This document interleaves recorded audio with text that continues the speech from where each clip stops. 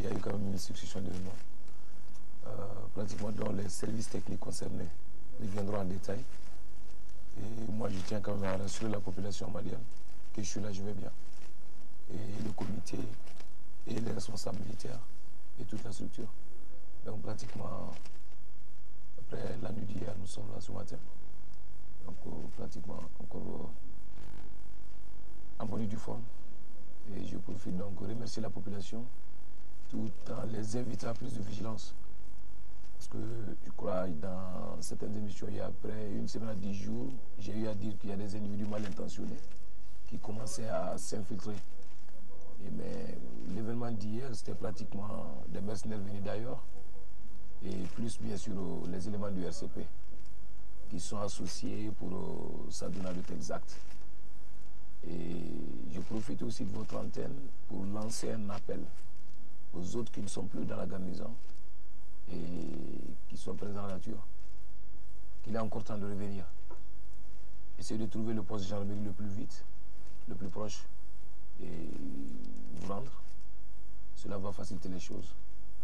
Mon capitaine, cette tentative d'hier compromet les accords signés de part et d'autre et le retour à l'ordre constitutionnel. Est-ce que vous confirmez que l'accord cadre est en vigueur et que vous restez derrière l'ordre constitutionnel? Oui, je dirais que les tentatives d'hier portent atteinte à ma propre personne, à mon intégrité physique, et ensuite à la garnison de Kati, essayer de perturber la quiétude de la population malienne. Et c'est que je rassure encore une fois, c'est sous contrôle. Les structures chargées de la chose ont fait de leur mieux jusque-là pour, encore une fois, sur la quiétude de la population. Mais l'accord cadre demeure, ça n'a rien à voir avec.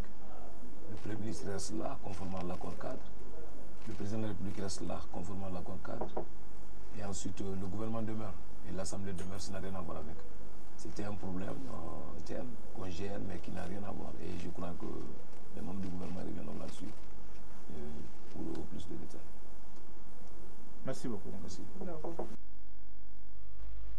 Le Premier ministre et son gouvernement voudraient s'incliner respectueusement devant la mémoire des disparus, présenter leurs condoléances aux familles en deuil, ainsi qu'à la nation tout entière. Ils souhaitent prompt rétablissement aux blessés.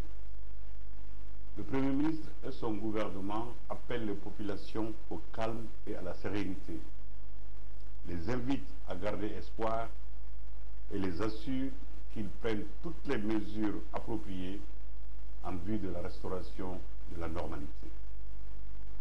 Dans la phase actuelle de l'histoire de notre pays, chaque Malienne et chaque Malien doivent se convaincre que la violence ne saurait être la solution.